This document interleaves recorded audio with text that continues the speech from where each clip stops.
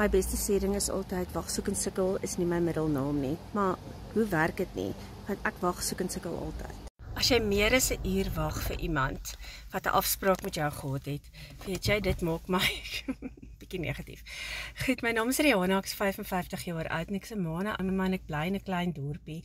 En ja, ek doen 'n bietjie kat rescue en gister stuur iemand vir my boodskap. Die kat het nou vir die derde keer kleintjies na dak gekry. Ek het die eerste batch groot gemaak, die tweede batch gelos.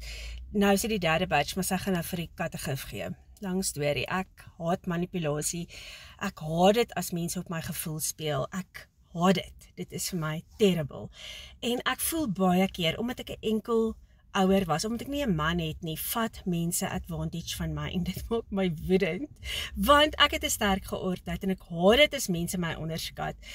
Ek praat eintlik met ander enkel mamas wat ook sukkel met dieselfde issues om enkel te wees, en mense vat advantage, en jy voel eintlik hulle kyk bietjie neer op jou, maar in elk geval, so ek het afgekom op 'n program wat mense se lewens verander, finansiëel, emosioneel, want as jy finansiëel sterk is, voel jou emosies ook baie beter.